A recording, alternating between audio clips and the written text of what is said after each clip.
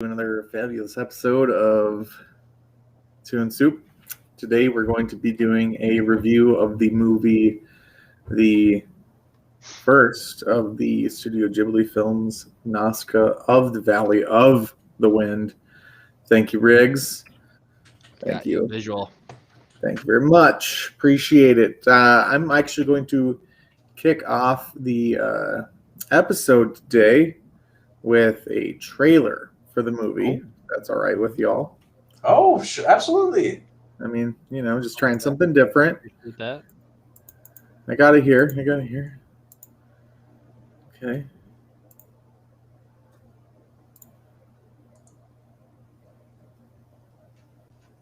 Seriously.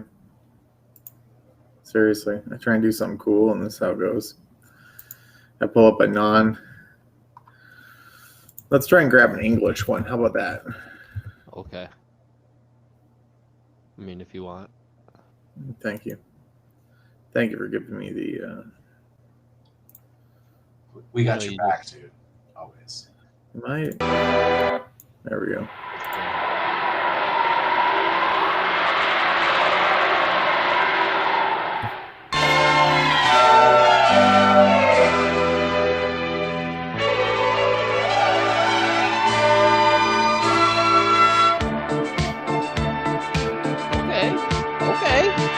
I do not recall this song in there, but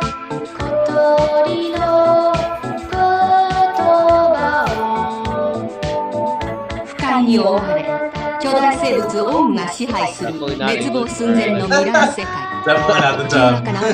Yeah, definitely not English dub. We can always try again. I like this song. I'm gonna say I dig this. That's cool.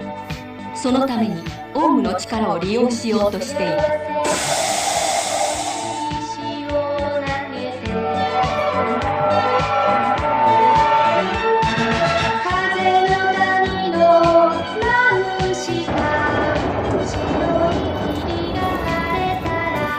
オウムを怒らせない。オウムが怒ると世界は滅びる。 I do gotta say, I love that glider. Like, oh yeah. Like, I wish I was doing that right now. yeah.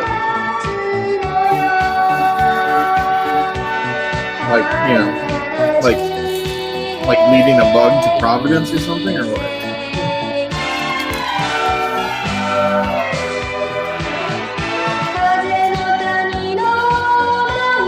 What a really long trailer. 地球を自然を生き物すべてを慈しむナウシカの愛と勇気が燃え上がる。詩純な愛と冒険にあふれたスペクタクルロマン。風の谷のナウシカ。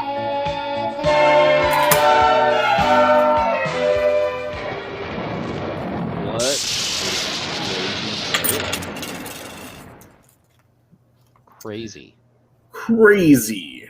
That was a weird. I just, as far as trailers go, I'm kind of used to that whole. I had fun there. That was pretty awesome. Yeah, that was awesome. That was an awesome trailer, man. I feel like it didn't do the movie justice, and I don't know what that song was. I liked it, but I never heard it at one point throughout the whole. Even when I was listening to the credits. The fact they're playing like 1980s Japanese disco over that, right, does not make any sense. Yeah. What? And then like that ending pick that they used was like, what weird propaganda thing are you pushing with this? Like that is a real dark time clip to use for that trailer. It's where she's like super depressed because her dad just got killed. And she has to like stand there in front of the enemy military and tell her people to like chill out. Like, oh yeah, I don't feel like that's the best scene to be using as like you're like, come watch this film. 1 second. Let me just go back to that real quick here.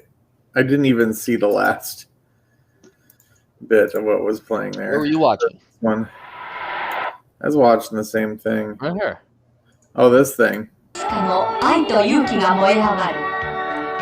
詩純な愛と冒険にあふれたスペクタクルロマン。It's like the 風の HD 谷の trailer. ナウシカ Like this Oh, has yeah, look got at to all the be press. like the first trailer or like one of the first trailers for this ever. Yeah. It does kind of encapsulate the sort of theme of the movie in a way. But probably Let's just talk about it then. okay. Talk about Um, the So let me just give a quick backstory on Nausicaa and this whole situation. and the Valley of the Wind, or just Nausicaa? Nausicaa I'm just- of the Valley of the Wind. I am sick of saying of the Valley of the Wind. So Just we're say, yeah, gonna just do say Nausicaa. Just say Nausicaa. Okay, we'll do. All right. So, Nausicaa of the Valley of the Wind is a 1984 Japanese anime film written by and directed by Hayao Miyazaki. Miyazaki. Thank you very much. Based on You're saying his his name a lot this month. Yeah, we will be. This is thematic. It's based on his 1982 manga. It was animated by the Topcraft for the Without that. Tokuma Shoten and the Haku Hodu and distributed. No Japanese people are watching this right now. They'd be terribly offended by that. Yeah, they would be very offended. I Just say their fucking names. I can't pronounce these fucking names. It's one thing if you can't pronounce them. It's another if you try to do it in a Japanese accent. Oh no, that was a really bad Italian accent. I got that. You were slowly transitioning, sir. No, Slowly no. transitioning. No, it's because I was Anyway, I was. Let's do our Luigi voices for reading these things. No, okay, all right, okay, and distributed by It's the Nausicaa of the Valley of the Wind. I'm making the pizza. We're talking about the Valley and Great War. All right, sorry. All right. What are Let's get we back to 7 minutes in? We're already off the rails. That's it. All right, it's a good day. All right, Joe Hisashi, in his first collaboration with Miyazaki, composed the score. The film stars the voices of, you guys might not have known this, but the voices of Sumi Shimamoto, Goro Naya, Yoji Did I Matsuda. even try these? Hoiju Matsuda, Yoji Matsuda. Oshiko Sakikabara, and Lamasa Kayumi. Taking place in the future post-apocalyptic world, the film tells the story of darling Nausicaa Shimamoto, the young princess of the Valley of the Wind. She becomes embroiled in a struggle with Tolmekia, a kingdom that tries to use an ancient weapon to eradicate a jungle full of mutant giant insects. all right. Let's Okay. So, Studio Ghibli, it's the first Studio Ghibli film. It's not necessarily a Studio Ghibli film, but it was like... It was. I was gonna say, like, I'm perfect segue. Continue, and then I want to jump. Yeah, so it's not necessarily, but it's lumped into the Studio Ghibli movie, whatever. Yeah, so it was Hayao Miyazaki's not his first time ever directing and writing, but one of his debut tutorials of being a producer, writer, director that helped launch Studio Ghibli. So he released this film to get the funding to create Studio Ghibli. Cool. But it was the reason that Studio Ghibli then existed. Like, yeah. This film is why Studio Ghibli exists. Yeah. So that's why I chose it. It's kind of like the origin of the situation. And it kind of, you'll see different theme, like some various things in this movie that you see in other Studio Ghibli films, like the style of clothing that they wear, especially those little hoods. Even obviously the animation is very similar, but even the overall like arcing themes of the movies are like with the ones that I've seen are very like somewhat like anti-industrialist, and more like environmentalist type movies. That's what they're looking for. Yeah, absolutely. I think it's like, I mean, this is obviously the first, but Hayao Miyazaki certainly uses a lot of these themes throughout more of his films, like in the later career of the studio. And it all does. It's not even. It's kind of a common theme, I think, in animated movies and like series in general, just because of like obviously Hiroshima Nagasaki. Like this movie is based on or is a symbolism of nuclear warfare. Yep.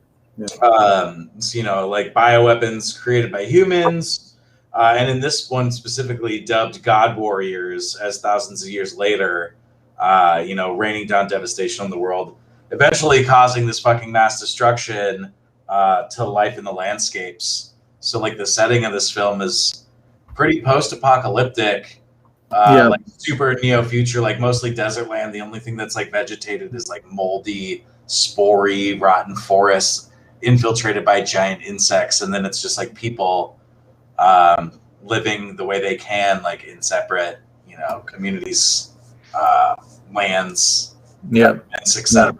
Another metaphor and symbolism to like, the world that we live in today. Like, I think, and most of this like draws specifically influence from World War II. Yeah, definitely. So, well, let's start off with Riggs here. What's your thoughts about the movie? I liked it. Sweet. I liked it a lot. Get that white screen out of my face. I don't need to see this no more. Oh yeah, so sorry. The white is blinding me. I mean, I'm pretty white. Blinding. Yeah, I liked it. I really enjoyed. I like all of Studio Ghibli, Miyazaki's work. It all kind of, I think, really resonates with the audience. I think he does a really good job with that, and you can definitely tell the age of this, and that it is one of his earlier works. On a technical basis, if you look at the environment and you look at the landscapes and stuff, there's nothing. It's all just like a painted picture. So when she's flying into her village for the first time, and it shows them all in the fields, and it shows the plains. Like, it's not showing grass. It looks like a painted picture of what a field would be. Yeah. And so you can see how that evolves later in his work, and the studio's work, where everything gets more detailed and everything gets much more motion to it, rather than your characters just kind of moving along a painted image. Like, this is very traditional cell animation. Yeah, so you just kind of notice those things. You definitely tell it's an older piece of work. Doesn't diminish from it. It's still great. The colors they use are very well done. You'll notice that almost all the characters kind of wear the same color. There's there's not like a whole lot of variety. There's a lot of earth tone, sand tone, and then like vibrant blues, like for the sky. And but even in this scene here, person is basically the color in which their outfit is, and it's generally all the same color, right? Not because they're always wearing blue. There'll be some old guys, and they'll always be wearing brown from head to toe with the same color. All the villagers wear shades of brown. Colors. And for like a post-apocalyptic world, you'd think that maybe they would have some mismatching clothes and some, tattered stuff. You know what I mean? It just seems like it's very. Well, it's very. It's not very detailed, right? What? It's 1,000 years after, you know. Yeah, Right. It almost makes they me spend believe all that their it's like time if you're making forging sure that clothes these and spores dyeing don't come over. things. You know what I mean? So they got other I mean, they don't. There's no technology being evolved here. They're not. There's no scientists. You don't see people working in a lab. There's no medical facilities where people. You know what I mean? It might be 1,000 years past the apocalypse, but people are still barely getting by. Yeah, A but lot you of can still kingdoms are have a failing. style, like Yeah. a dress style, like a clothing style. I'm just saying, like I would imagine in a post-apocalyptic world to people's clothes to be a little less matching from head to toe. Yeah. Well, so I think And- in those instances, I would almost disagree because I mean, you have, I mean, this is post-apocalypse, right? So then there's unified nations that are all very separate, people doing their own thing, and they identify themselves based on, you know, their aesthetic of a culture, a country. So they kind of like roll with certain colors that like tell of like, oh, these are the Tomikians, or like these are the people of the valley. They wear like earth tones. But that's not even the case, though, right? Because if you go to that point where she goes to what's that town? What's that city? Oh yeah, the one that the princess was originally from, where starts Shia with a P. LaBeouf's character is the younger brother. Yeah. I forget what it's called. But they're all they're wearing the opposing. exact They're same the stuff. opposing. You know. Yeah, like, they're all wearing the exact same clothes as the people in the valley, right? So it Yeah. appears that the casual wear is global wide, which yeah. doesn't necessarily make sense, right? No, Sure. no. Each I mean, one and of then- these guys would have their cultures and have some differences there, especially casual wear. So we're not talking about like wearing like armor gear. and You that never stuff. see what that invading armor wears in casual wear because they're all wearing uniforms. Yeah. You know, I'm just saying, like, there's just that lack of detail in character modeling, right? Yeah. That you Yeah. see later on. You see, you know, I'm just making a difference between what you see in the work now and what you would see Right. later on. Oh, right. You know, But I you mean, take even- Spirited away. Oh, the color Ooh, and the color different design is outfit. amazing. But that Yeah, is a very so- fantastical piece of work. Yeah.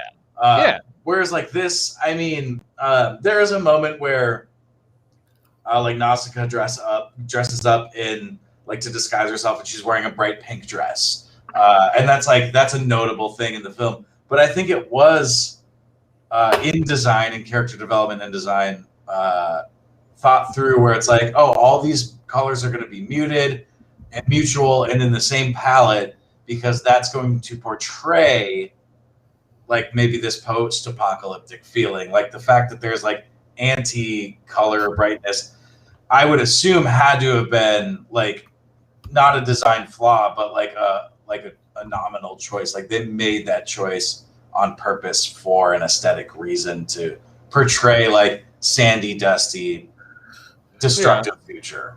I mean, I could see It sets a mood. I could see that as if we're talking color palettes, right? The color choices, but the overall clothing design, even from culture to culture, seems quite uniform. Yeah. I hear Like that. each kingdom and kingdom, and that's, I guess, is the point I'm trying to make, is that it doesn't seem like there was much effort and energy put into Costume design. costume design for all the characters. And Yeah, I feel fine, that. No. because as you said, like as you know, we portrayed earlier, you know, it's just, you know, it's just something to you know, for someone who's never seen this movie and who's never really Yeah. talking to some young anime fans who've never really watched older animes. I mean, you just gotta, Yeah. you know, I just don't want anybody to watch it and be like, well, they all look the same. Well, there's a No. reason for that. Yeah. I did like, you know, there was a big difference in the technology though of their flying craft in a way. So like with the Valley of the Wind, they had like more glider type things than, or maybe it's just because they're less technology driven than the other societies that came into the picture, or the different nations. But it seemed like the one Tolmekians Mhm. had like those really huge ships, and Oh yeah. Yeah, the Pegite, by the way, was that other one. Pegite. Yeah, They had like more like boat-looking aircraft, like they looked more like boats. And then like the Nazca Valley of the Wind stuff was like more like glider, aerodynamic type aircraft in a way. Yeah, so I don't know. I mean, I can can see that. I'd also argue that as far as technology wise, they seemed exactly the same, right? The engine that propelled the glider, Yeah, it looked, or aesthetically when it was powered up and going, looked exactly the same as the larger ships. yeah, And when she's down in her secret lab, that guy passes through, and there's a bunch of gunships that oh are yeah, wrecked. yeah.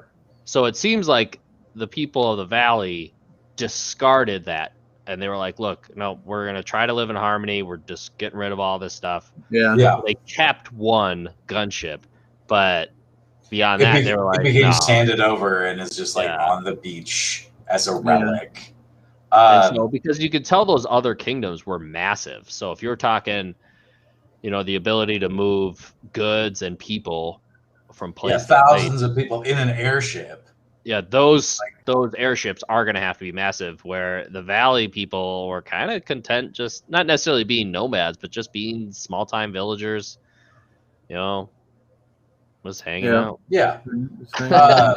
Fun little side bit about Hayao Miyazaki is he actually studied to be an aeronautical engineer and like got a degree in it, was gonna like go do that professionally, and decided not to because of the stresses of war and all that, and then decided to just pursue art because he like really loved drawing planes, doing all the math for that, and he's like, oh, I can make a career out of animating and drawing aeronautical ships in sequence versus like actually trying to build them. That kind of makes sense. It's very big, and a lot of themes in his movies. He always uses like automobiling, like planes, trains, cars. He's very much into the engineering of that, and specifically in this one, it really shines through Nausicaa. Like so, back what Jeff was saying, like the people of the valley use very aerodynamic, light, kind of like self-piloting ships, which was a very like Japanese traditional aeronautical engineering tactic for like their fighter planes. And then like those big warships from these opposing sides were adjacent to like the German engineering of automobiles, aeronautical automobiles, and Italian aeronautical engine mobiles. So it's one of his passions that he uses very thoroughly, like in all of his animations, is aeronautics. Which is really cool because it shines through in this. Like you can tell, like this is like almost Japanese design of aeronautics. One's German, one's Italian. In other films, like obviously we'll study more of Ghibli in the weeks to come, but you'll see more of other things that are like, oh, American engineering, all that stuff, which is a cool little side bit. But back to the point. Yeah. Okay. So, yeah, Jeff, you enjoyed the movie. Anything else that you wanted to talk about with that? Excuse me, Riggs. I'm so sorry. It's all right. I think one of the things that, and I noticed this about halfway through, right, is I think what really sells this anime and what really sells Studio Ghibli's animes is they do an amazing job with voice casting. Their voice actor casting is phenomenal. Yes. I really made sure like I kind of watched the credits and saw who all the English voice people are, and they're amazing. It's amazing actors in their own right, and they're getting those people to play voice actors. So it's not these, and I think having these professional actors actually do the voice acting helps really add emotion in behind the character. Oh, for sure. And really add something. And so I always thought that was very interesting. And as I said, nothing like listening to Picard. Yeah. Tell you what's going Patrick on. Stewart. Patrick Stewart was the old legendary swordsman. Lord Yupa, yeah, man. Yeah. It's awesome. But I mean, there's just a ton of people that were. What was the girl's voice? Like Nazca, I couldn't place it. Alison Lohman. She is famous. Yeah, she's in a lot of stuff that you'd recognize. Yep. I mean, Shia LaBeouf, Uma Thurman, Edward James Olmos, Mark Hamill. Mark Hamill's a big one too, and he's he's like not even really in the movie that much, but they got fucking they studded their cast. I feel like a lot of that credit is how well Studio Ghibli handles their licensing with Disney, right? Because they're like, we're not going to allow you to do this unless you're going to do it justice. But they do? Yeah. And that's definitely part of it, right? So they have, they got the Disney money banking some of this newer stuff, but even their older things are still really well done.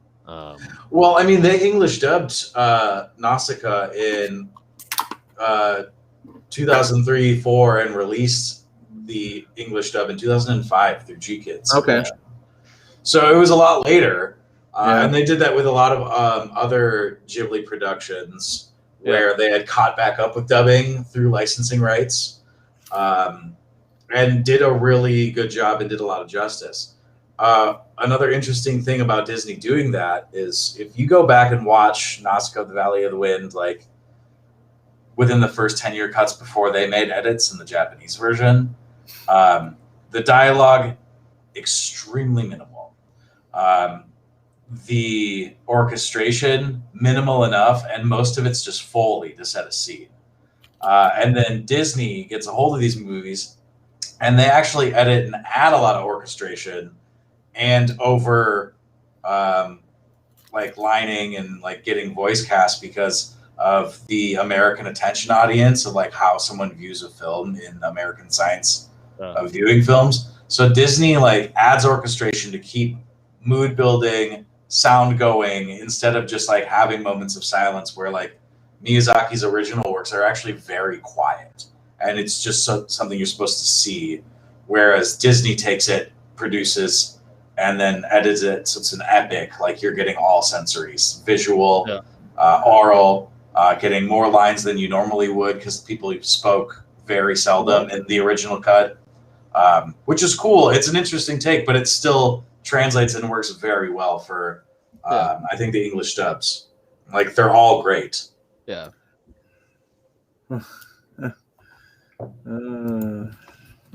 Yeah. So I mean, you've spoken at length already. Katsu, okay. Shit. I mean, I asked Riggs if he had anything further, and he did say that the voices were. So I'm switching over to you, sir. I have nothing else to say. Really? Okay. Seriously, you have nothing else to say about the movie? Oh no! I mean, I love this. I love this movie. What was like one scene that you really enjoyed of the movie? There's a couple. One is what you were actually like previewing earlier on the page, where Nausicaa enters the toxic forest, and like it's just big, beautiful, like hand painted scenes. Like there's no cell animation. It's just you're getting a painted visual. It's someone hand painted, drawing on what Riggs was talking about with like these older animations. I thought that was really pretty and set an interesting scene. Getting further into the film, the aeronautical scenes of flying planes, and then like the air fights and the fighting between those, where like things get into like war setting, and then specifically one of the coolest scenes I'm into, and you get a nice amount of Sakuga is when, like what do they call it? The like the beast of the underworld or whatever. And like they turned it into a weapon, and it starts just demolishing things. Oh yeah. And that's a little towards the end, and like you see bugs like rushing everywhere, and like that is, it's a very epic moment. Yeah. One interesting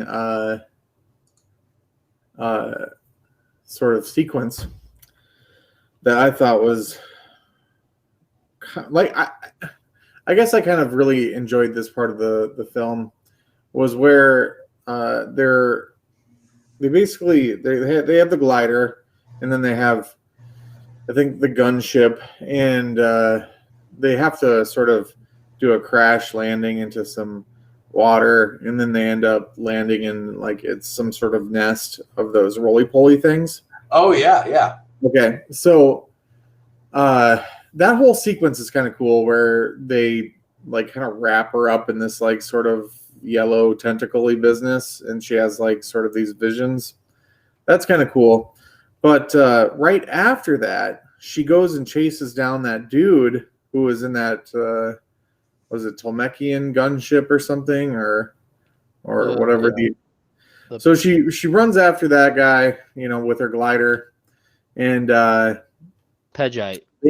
Pegite, and they end up getting kind of swatted out of the air by one of those like flying centipedes. That was kind of creepy.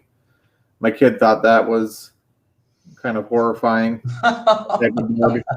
Like a flying centipede. It's like, you know, what sort of nightmares, you know, Right. did that guy have to dream that up?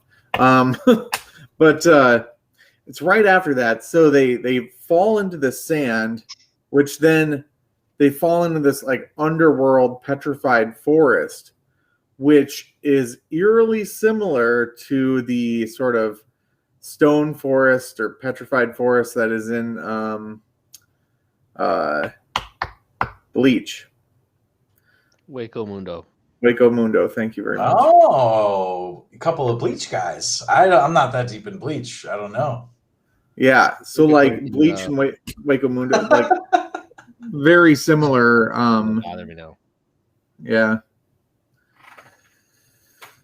I guess You keep talking. So anyway, I thought that was really interesting. I'm pretty sure that the people that did Bleach had to have drawn on that as sort of what's the word, motivation, or some I can't remember the word, inspiration for Waco Mundo.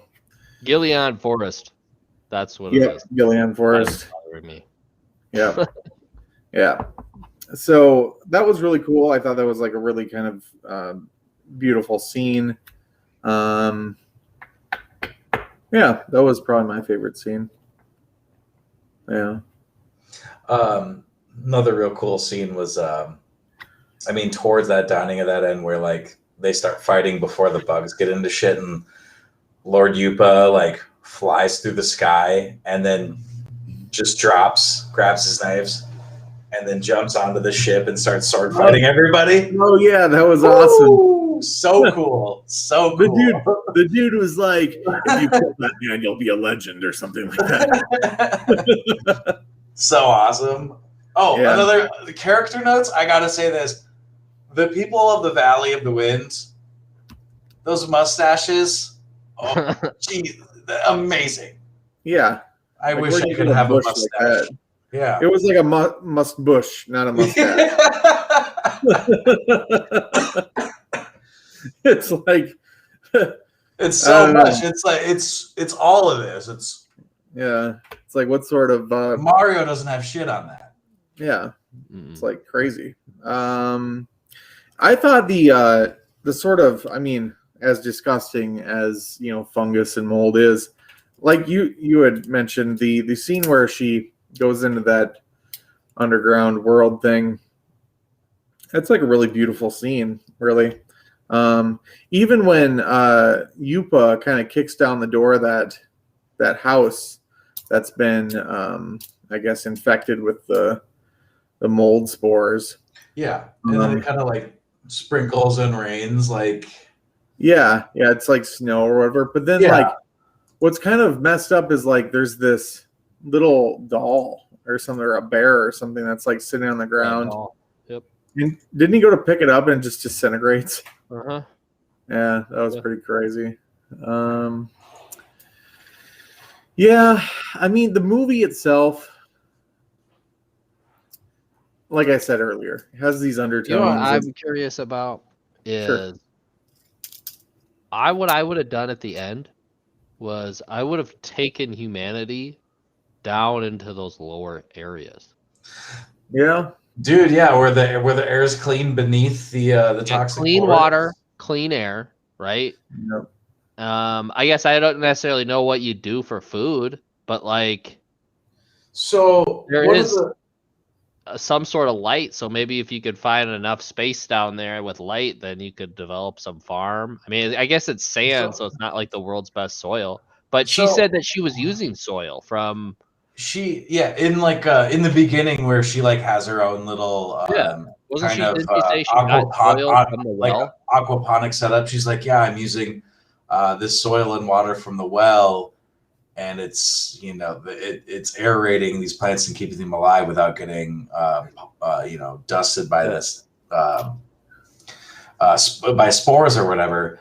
And then when she's with Shia LaBeouf's character Asbel, and like they escape from the rebellion army. They crash land and get into that sinkhole, and they fall beneath this the sand level of the forest.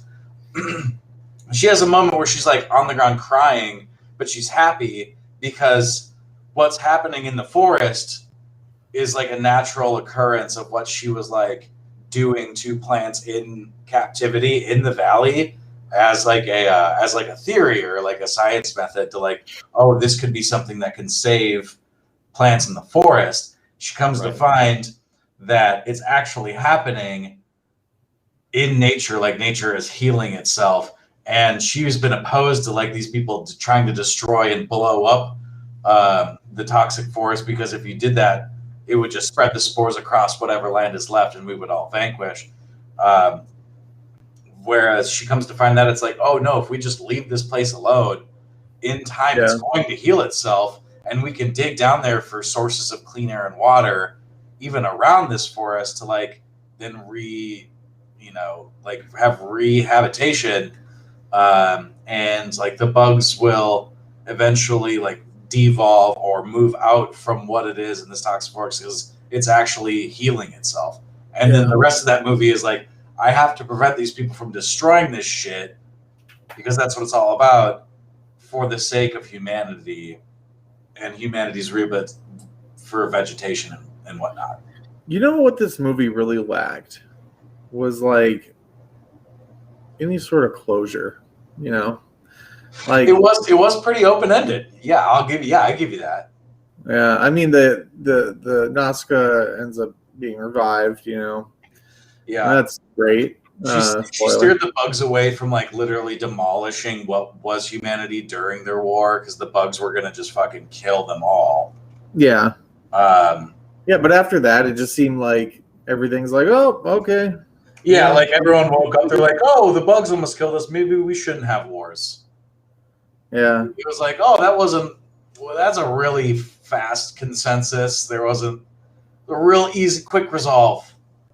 Yeah. Well, I mean, so Pegite is destroyed, right? So only what is left of Pegite is probably 5% of what it originally was. It was just what survived on that ship.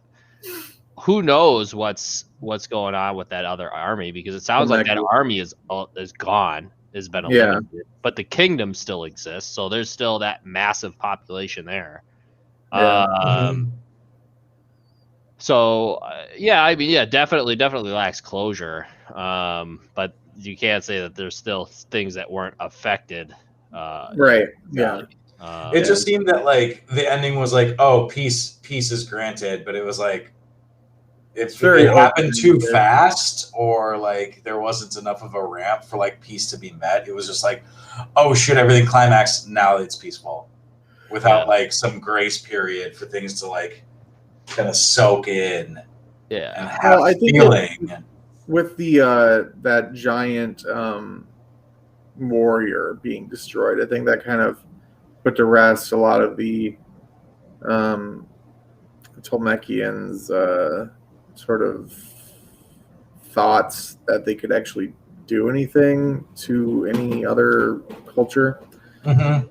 But they were made to be very bloodthirsty, right, and warlike. Yeah. So, but with their military destroyed, yeah, I mean, think of it like not necessarily Germans, because I wouldn't necessarily say the Germans during World War II were bloodthirsty, but when the German military was destroyed and taken apart and non-existent, I mean, if it wasn't for the Allied forces saying something or doing something to keep that in existence, because that was brief history lesson of what happened in World War One is everything was demolished, and it was all right, Germany, pay up, you're and all this, and that's what kind of led to a bunch of resentment and after World War II. So they were like, okay, we got to now turn around and help. So this is kind of like the new age of what happens after you destroy a country. The destroyer has to turn around and now help, that. And so with a country that is very bloodthirsty and has lost its military but was never truly conquered, they are open to being very conquered. I mean, they're probably sitting ducks with any other kingdom out there that might have an edge against them. Pejite seemed to be their main competitor, but Pejite's gone now, basically. Who knows what's going to happen with that? And but so I mean, this would definitely lead into not necessarily maybe a sequel, but they could definitely do some offshoot of what happens to that kingdom. Yeah, I feel like there could be like some OVA or whatever, like post the sequence of like that princess. Nausicaa. She's a princess, right? Yeah. Woman with the detachable limbs. Yeah. I got a feeling her legs come off too, but she's like the war-torn leader of her country, Kushana. But she was ordered, so I assume her dad is still around, right? And so I guess so the feeling I got, she was a princess as well, and that that makes sense. Her father still exists, or whoever. Someone sitting on the throne, but she's like the active like director of war. She was like a general. And so. I mean, they could do like some side story for her and like whatever might fall out from over in that kingdom. But, man, I have this sequence going on, just like this movie replaying on my side screen, and I forget like at the end, Nausicaa bails from her like her wind thing and gets like bulleted. She like takes some bullets. Yeah. Oh yeah, yeah. And it's like, oh I forgot she took bullets, dude. That's She's like torn up. She's torn hard. She gets torn up at the end. She gets hit. She gets hit by the big insect. I forget what. Oh yeah. She gets like trampled, like saving the baby ohm. Like that's what it's all about. Like the baby trampled too. The baby almost got like spikes and shit, like just being tortured and that was messed up. Oh, dude, it's so heart-wrenching. The acid lake. Oh, yeah, that was one thing. The acid lake. I'm like, how was the entire like acid? Like, what? Yeah. It's that acidic and like poisonous from mold.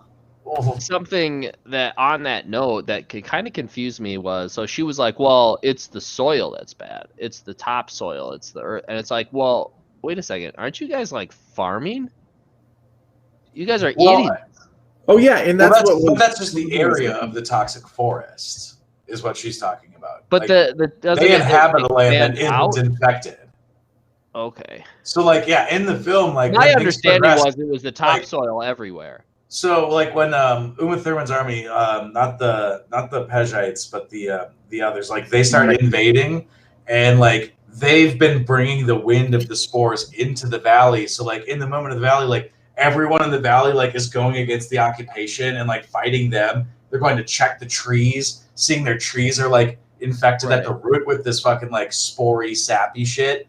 And then Lord Yobaba, she's like, the great shaman, she's like, we have to burn this forest before it takes over the entire valley because they brought the mold with them and it's not stopping. Another metaphor, but still like visually it was like they had to stop that shit. but they were living in inhabitants where there was actually vegetation outside of the desert sandlands that was infected by mold spores. Yeah, and so were the other nations. But I mean, I think that's implied. Excuse me. To Rig's point, there was a point where they did say that all the soil was infected because that's what was causing the sort of arthritis disease that was that had affected her father. Oh, okay, yeah, okay. So yeah, Riggs. Yeah, I don't know. It just seemed like it was a little wishy-washy because like sometimes they would make it a point, but then it was like, oh, but there's all these kingdoms and everyone's making farms and we're cool. And I think maybe a lot of that has to do with like translation, writing, versus like maybe the Japanese dub where things could be like more linear. Sure. Where you draw a point or like imagine that it happened, but it doesn't explain that it happened. It's just like within lore that you read about or something. Yeah, because they were saying that it was because remember they're down in that thing and they're like, well, if we let this go naturally, the kid Shia LaBeouf, it must have been Shia LaBeouf's character, was like, it would take thousands of years. We would be extinct by the time the Earth was cleansed. Mm-hmm. And so I guess from that I was like, so all of the topsoil is. So then you would think that eventually it would form like a donut, where like the outside would be, and then the inside would be fine. So then. And it seems like the insects were fine with people as long as you weren't shooting guns. So it's like, why wouldn't you just move in and then just be like, hey, bug, I'm going to go out here, go farm some stuff, and then I'm going to come back. Well, like, you know what I mean? And part of that was like... seemed to be totally fine with humans, well, as long as they weren't being aggressive. Most of the time, yeah. If people like they were hostile to humans in the territorial sense. And that just showed in the beginning, like when Lord Yupa's running away from an ohm because he was around the forest. And then Nausicaa's the one who like uses wind chimes. Oh, Yupa shot something, and that alarmed the ohm. You're right. Shit, you're right. Because remember, she was like running, and she like jumped on one, and like turned around and was like, "I'm sorry," and like it just kind of looked at her, and then just kept doing its thing. Like. Yeah. But she uses wind chimes and like that's like her thing is like she's got like this special power to like connect with the insects and the animals of the land. Whereas like if it was anyone else and like they shot a gun or made a sudden move, the bugs would then pounce, kind of thing, as an instinct. Right. She's a bug whisperer. Yeah, I was assuming she's the whisperer. Yeah, but I don't know. I mean, I don't know. It seems because it doesn't necessarily show, right? It doesn't show anybody else from the village interacting with the insects or doing anything. No, she seems to be the only one going into the forest because no one else would go in there because they know that they'd get fucking killed. She's cray. But I mean, she's a nar girl. But is that truly the case, right? Because they've no examples of, oh, little Jimmy ran into the forest and got eaten by a beetle. Like there's no examples or stories of that. There's only stories of people coming in there. Yupa's the only example who made too much noise and then upset and like one of the lords of the forest. And Yupa is the lord of the Valley of the Wind. Yeah, but didn't he do something? No, he shot his gun and it upset an ohm because of the sound, and then that ohm tried to like demolish him in the beginning. So he's running with his like ostrich bird dinosaurs. And then he saved that like Pokemon looking cat thing. Oh, what was it called? I thought it was a fox, but it turned out to be an insect. He thought it was a baby. He thought it was a child. Oh yeah, that's right. Yeah. Which I don't know how you confuse that little thing with a child. That thing, it is a mammal. It is actually called the something fox, and like it's been used in more than one film. Like that's actually a really fun Easter egg because it pops up in like Castle in the Sky and like I think one other Ghibli film, but it's like a reoccurring like small character that it's very she adopts after it bites her finger. Very much so, yeah.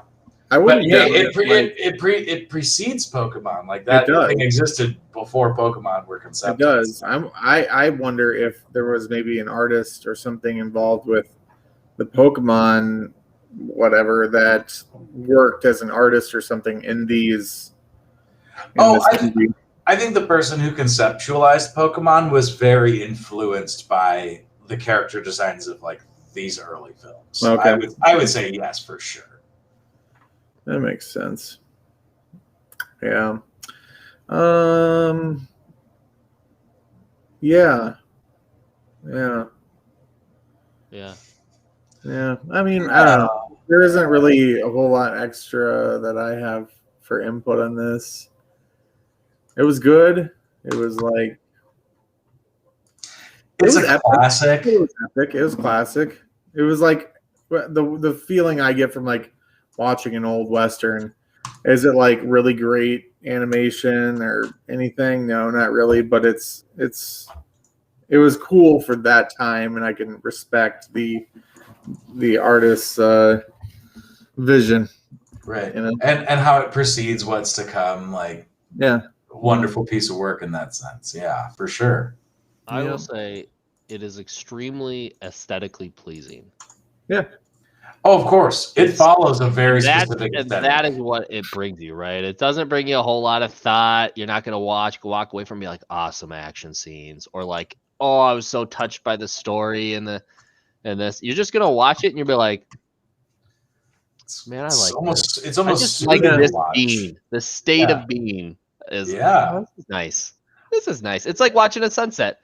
Yeah, this is nice. I'm glad you brought that up because I wholeheartedly agree. That's fucking almost exactly what this movie is. It's like, I mean, it is a beautiful piece of art, but it's just one that it's not so boring you're gonna fall asleep, but it's one that you're gonna watch and walk away and be like, that was very artistic. Like that was very nice to see. It was nice to watch. Yeah. Visually very nice. Yeah. But the later works. Miyazaki, like, you know, baby, we just scratched the surface today. Yeah. I mean, it definitely gets better. You know, we'll probably we'll cut it into like, you know, maybe we'll do one of the late works. Yeah, we don't need to go like down the linear path here, because that'd be a little intense. I know next week's supposed to be mine, and I'm not gonna. We could do. Well, I'm just saying, like we could. Riggs, I know that you want to do Princess. Mononoke, right? Which is like right in the middle, so that's like a good mid stage. But like, what I'm saying is like there's like Ponyo, which is 2008. Oh, 2008, 2009, and that's one of his later works too. So that's one of those things. I forget how to say it. I think it's Ariety, but I'm not 100%. Oh, Arietty. Ariety, The Borrower or The Secret World of Ariety is a Ghibli release, but Hayao Miyazaki, I think, only helped produce. It wasn't something that he wrote and directed. And I think if we were to follow theme, I think we should focus on things that Hayao Miyazaki, as a highlight to him and an homage to Ghibli, things that he wrote and directed. I mean, if we're looking at a linear scale here, like we have Castle in the Sky, then Grave of Fireflies. Like, he did My Neighbor Totoro, Porco Rosso, Princess Mononoke, Spirited Away, Howl's Moving Castle, Ponyo, The Wind Rises, and we have yet to see what movie he's supposed to release at the end of his career after his coming out of retirement. He wrote and directed probably half of what Studio Ghibli produced. Yeah. I think it'd be cool to I'm down to highlight. We can keep Studio Ghibli up for a bit because a lot of the other movies are great, but they're just not as heavy hitters. Where we can get into like deep critical analysis of like the things that Hayao did. Yeah. I'm down. Did you know that there was a live action like tribute to this movie made called Wind Princess? Really? Yeah, it seems like it wasn't very long. It's a short film, but like I just saw a trailer for it as I was like looking for other Studio Ghibli films. Oh, it's a short that's supposed to release in the future.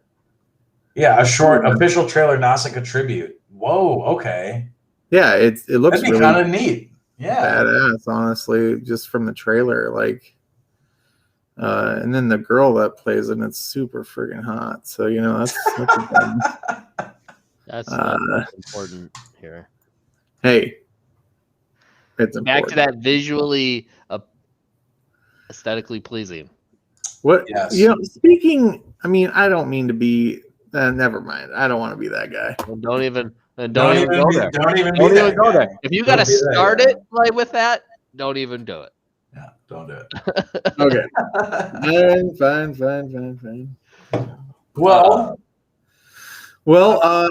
So Riggs, since you kind of started off the whole review process, how many bowls of ramen would you say this wonderful film deserves? I've been giving it out a lot, but I'm gonna stick with it. Oh, okay.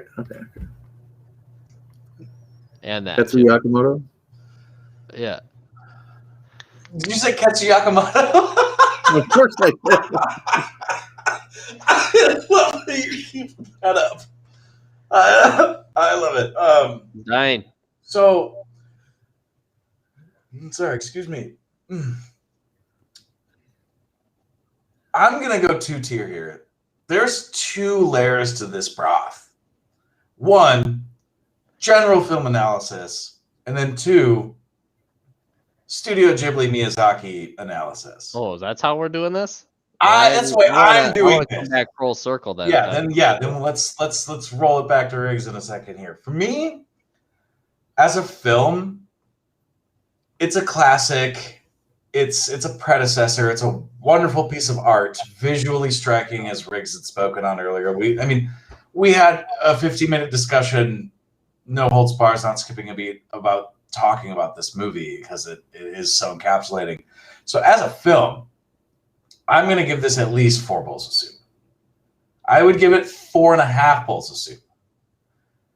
Now, scoping through a lens, in a scope, in a Studio Ghibli scope, where we're starting, where we're going to be going, where we're going to end, how this is going to go, I'm going to give Nausicaa of the Valley of the Wind, through the Ghibli scope, a 3 bowls of soup.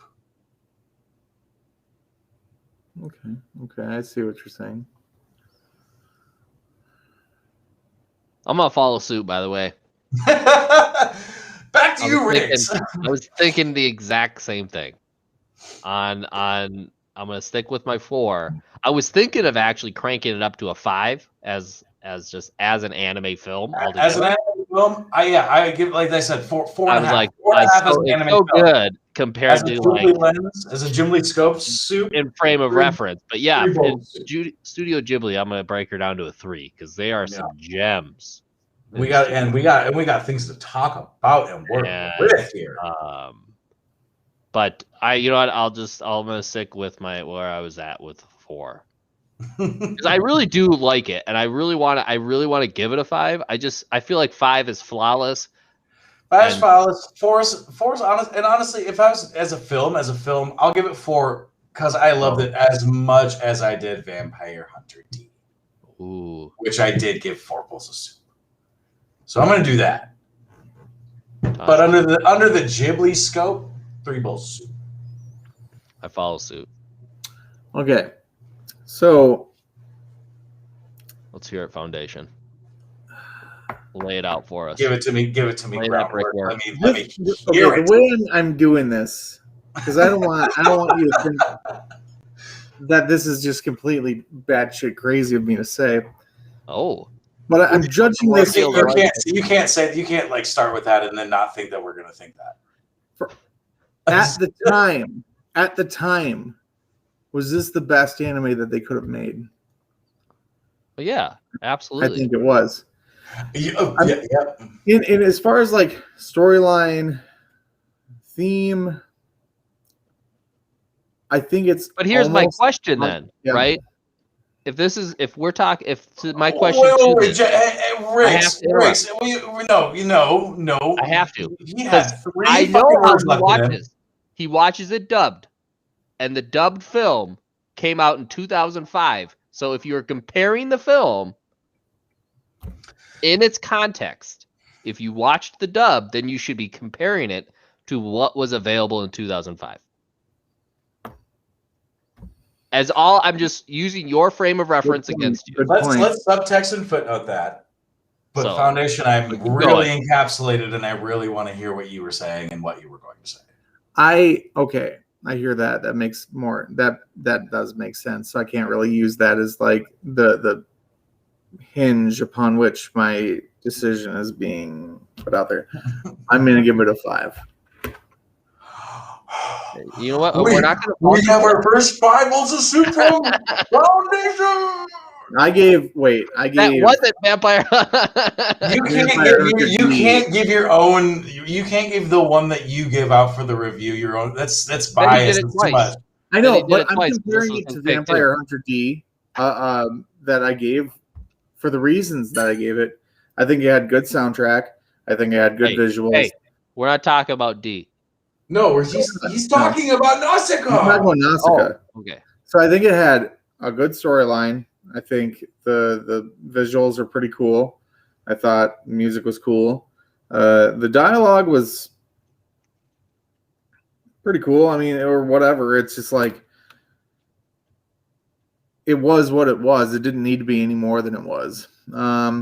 Obviously, the English dub did make it and enhance it more. Having it being sort of mastered by Disney made it better.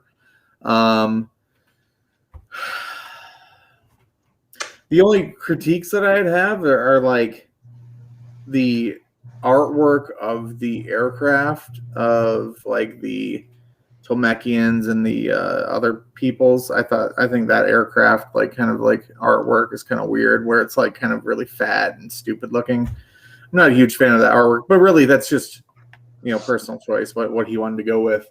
I think that was intentional to like kind of like gloat and make fun of like German engineering. Yeah. So that's my basis for it being a 5. I don't think it could. There's obviously room for improvement. If it was 5, there literally isn't. But I couldn't say like 4 because I think it's worth more than 4 bowls of ramen. So. And I feel you there. Yeah, but, I mean, now compared to other Studio Ghibli films, what do you rank it? Here's the thing: how many other Ghibli films have you watched? I've watched quite a few other ones. I've watched Howl's Moving Castle. I've watched, but I'm not saying in the no. I would stick with a 3 as far as the Ghibli. Like in the Ghibli scope, okay. Yeah. Okay. Yeah. But in the general anime film sense, you're giving it 5 bowls of soup. Yeah. I mean, I'm going to be honest. I respect you for saying that. Like, that's amazing. I'm glad that you love it that much. Like, that's fucking awesome. I think we're all in the same boat right here with I think so. How we feel. I think Ketsu and I rounded down because it was like, it's not hitting 5, so I'm going to round it down. Yeah, I would give it 4.5, but I'm going to round down because it's not hitting 5, where it's like, there's a couple other things that I would give 5. You know what could have put me over the edge with it was Patrick Stewart and Shia LaBeouf. They both have very buttery voices that I enjoy. And that's good casting, dude. Their casting was flawless in this movie. They fucking nailed it. And they always do. All of them. Always nailing the. So the scenes that you guys were talking about where like everything's kind of glowing and like she's in like that thing. Those are the scenes that like weren't you talking like in Vampire Hunter D, where I thought like there were certain scenes where they go into the castle of Chaith and it's like everything's kind of glowing and like it's very like Victorian, like beautiful artwork. Like that's the same sort of feeling I got from the Fungus, world. So yeah. It's kind of cool, I guess. Yeah, man. No, I feel that. Yeah, no, I'm glad that that I picked this movie for. I kind of am too. Like the Ghibli kickoff. I'm glad we got to go around to like the Ghibli, yeah, for sure, because there's so much else for us to dive into this, and all of these movies are so fun to like watch and talk about. Yeah. Good. So, just with the time remaining, let's just go around and just give what your your current event things real quick, what you've been watching, and who's hosting next week. Riggs. No, I'm pointing down because on my screen we got to talk about this off screen for a moment, just because of like my scheduling. Which is also something. I mean, I don't even care if we talk about it on live, but we got to talk about like Succession movies. Just with my schedule, like I'm able to do movie and review. I don't know if I'm going to be able to do news. Okay. So if you guys have offline, no big deal. Yeah, if you guys have a second to reconvene on that, but otherwise, I mean, things are good. I've literally just been keeping up with Cowboy Bebop. One episode before I like finish the season. And I'm gonna like hold off until the series comes out in November. Foundation, you should really, really watch it, dude. It's so good. But otherwise, not much has been going on in viewing in sequence since then, since last week. Okay. Riggs, how about yourself? Man, this week's been real slow. It really hasn't been much out. I don't know what's going on. I don't know if I came to the end of all my seasons or what. I did start watching something on Netflix. I brought it up. Did you watch the fucking Witcher movie yet? Jesus. Oh yeah, the Witcher movie. No, I haven't. Oh my god. I got. Yeah, you need to do that. Me and Foundation are over here watching. We watched this movie. We like Eden Zero. So Eden Zero. Oh, yeah. Okay, I've heard of it on Netflix. And if you liked Fairy Tale, you're gonna like this. They use all of the same characters are in this. Like archetypes totally different bases, or the right? Same characters. No, the design characters, right? So the main character in Eden, well, not the main, but the main female character, she is, I forget what her name is in this, but her name in Fairy Tale is Lucy. Look exactly the same. Happy, the blue cat, is happy in this anime and is happy in Fairy Tale, right? Exact same characters. In episode 2 of Eden Zero, they are at a cafe on this planet because they go to all these different planets, adventuring, blah blah blah blah. They're at a cafe on this home planet for the adventurers, and they're talking. And who is it in the background? It's Lucy, and I'm totally blanking on the fire dragons. I just keep thinking Ketsu, but that's not it. Oh my goodness, I'm forgetting his name. Foundation, did you ever watch Fairy Tale? It's the other main character. Me neither, bro. Anywho, Riggs, nobody knows what the hell you're talking about. You guys, okay. First of all, Foundation, what are you? Not my fault. I've watched more anime than probably both of you guys combined. Oh wow, he's just whipping it out and throwing it on the table now. Oh, hey, branch yourself out a little bit. Branch yourself out a little bit, okay? Okay. I think you just started watching. Let's get angry for a second. You just started watching. No one gets angry on Toon Soup. Viewers' discretion advised. No one ever gets angry here. You just started watching. You just started watching The Rise of the Shield Hero. Correct. Last night. Did you? And what did you text me? It's awesome. It's awesome. Yeah. When? Let's go. When did I first recommend this to you to watch? Probably a few months ago. Yeah, but then we talked about it. But then we talked about it on Monday. How long ago? I recommended this to you. When I started watching, when I started watching the dungeon one with when it first came out, I'd probably say 3 years ago. I recommended this to you. When did I start watching the Is It Wrong to Meet a Lady in a Dungeon River? Is it wrong to pick up a girl in the dungeon? The first season did come out a couple of years ago, and then I watched that. I didn't catch the second season, but I guess it could have been a couple years ago, but I was like, I faintly recall a conversation where I'm like, I really want to watch more like leveling up sort of anime where like people are leveling up in a dungeon type situation where it's like, you know, magic and I want to remind the viewers that this is the guy who doesn't remind the viewers watch that anime when they are based on video games. Yeah, okay. I did have an issue with that. In this, I just want to shake you violently. I want to revert you to a baby and then shake you. Oh my god!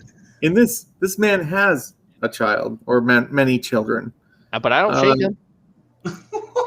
Are we sure about this? I am positive that those babies are not shaken. They wouldn't be as demonic if they were. I don't even know what to say. Terrorists. Oh my gosh. Okay. It was Natsu. Natsu. That's why, because I kept getting confused with Ketsu's name. But Natsu and the two main characters in Fairy Tail are right there in that. So it's obviously they got. I don't know if it was the writers or who is putting out this one on Netflix, but yeah, they're not even hiding the fact that they just basically took all the character archetypes from Fairy Tail and then moved them into this other anime and gave them totally different backgrounds and changed the story, but they all exist. And it's just weird. It's weird watching another anime and it's all the same characters, but they're not anywhere. It's like playing a Final Fantasy game, like all the games. They're not related, but somehow they all have the same name. Interesting. So now, if you'd like to rebuttal anything that I've said to you, go for it. But you're wrong. I have I'm gonna tell you right now, you're wrong. There's specific anime that like I'm just like, I don't know, it just doesn't sound good. But then when I watch it, it actually is good. Did you start watching Cowboy Bebop, man? I turned it on and I fell asleep.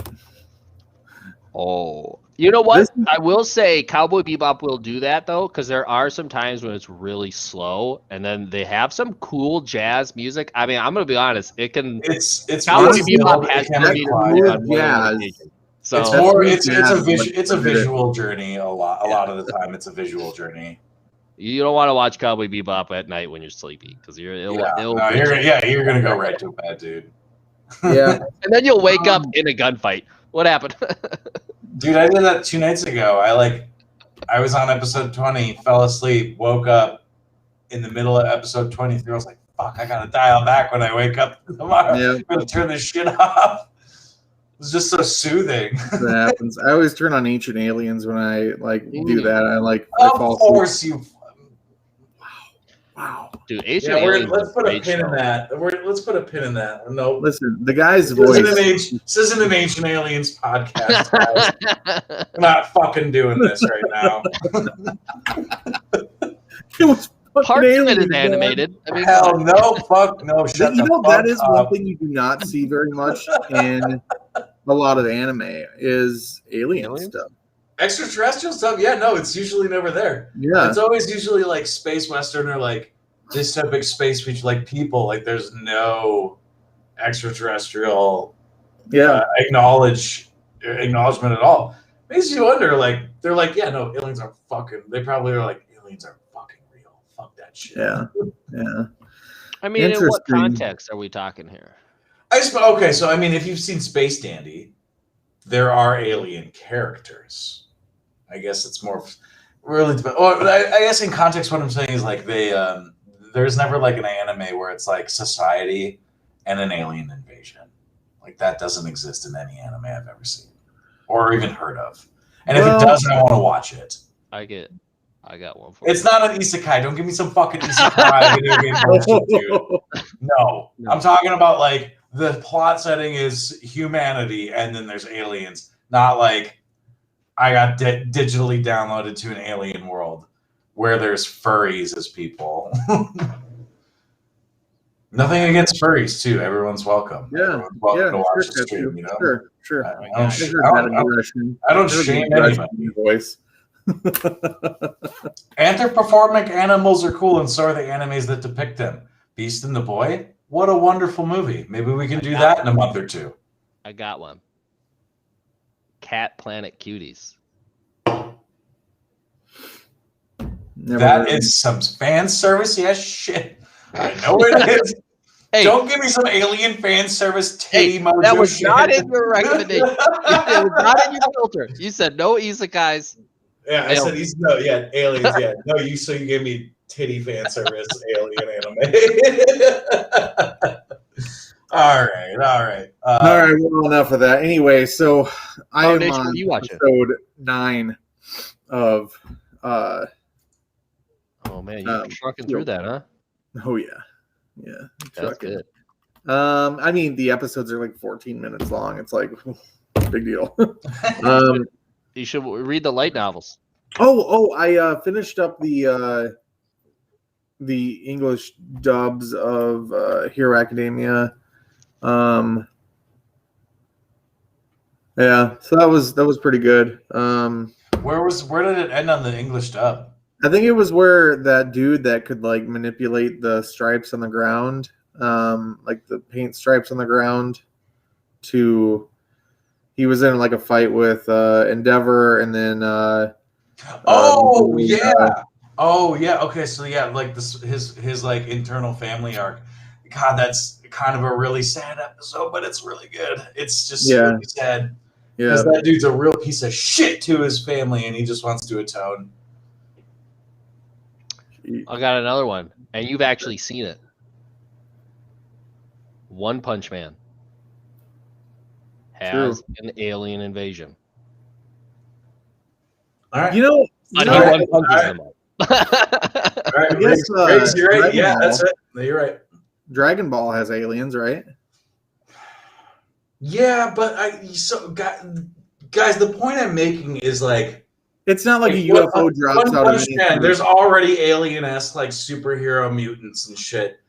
DBZ, all like Kakarot's an alien to Earth. Like there's already other alien species. Like it's an intergalactical federation kind of thing, and then other alien species from other galaxies invade. I'm talking about just like simple, complex planet humans, and then there's fucking alienoids, and it's like. War of the Worlds, just like that kind of, or like a Lovecraftian, arcane, crazy shit. I have yet to see an anime that like encapsulates that kind of like early 40s, 50s alien invasion terror.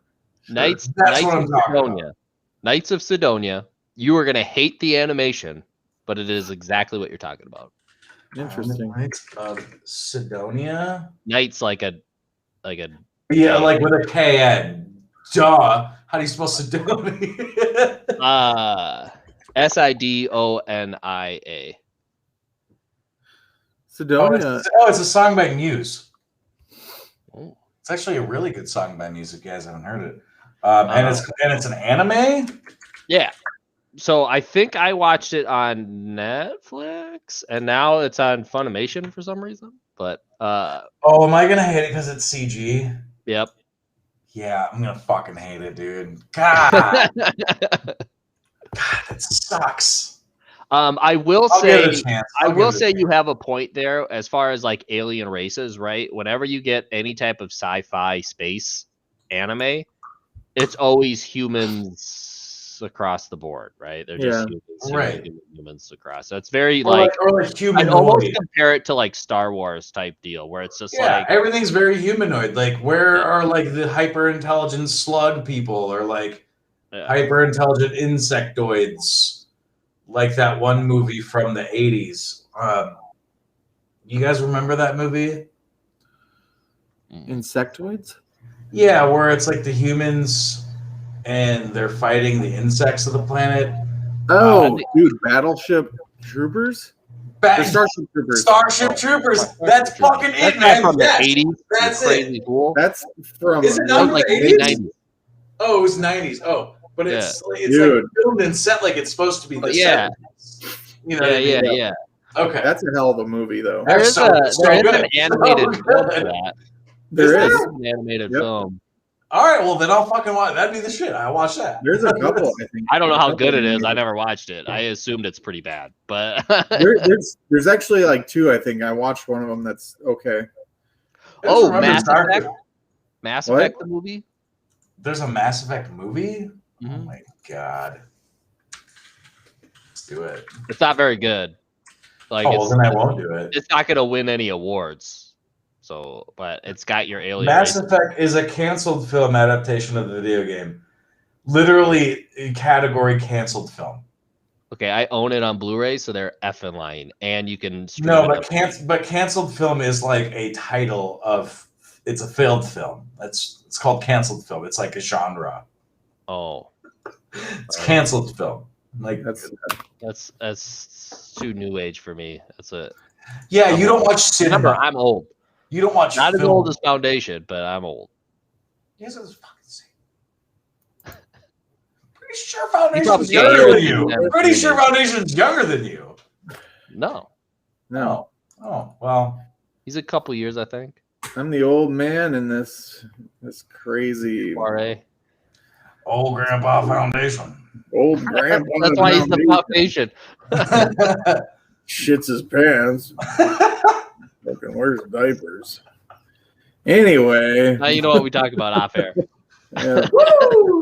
yeah. Yeah. So, this has been another fabulous episode of Toon Soup. Please join us next week with somebody hosting in some movie we'll be reviewing and some news that we'll be talking about. So thank you again. And remember, eat your ramen one bowl at a time. What words of Thanks so wisdom? much. Take care. Take care.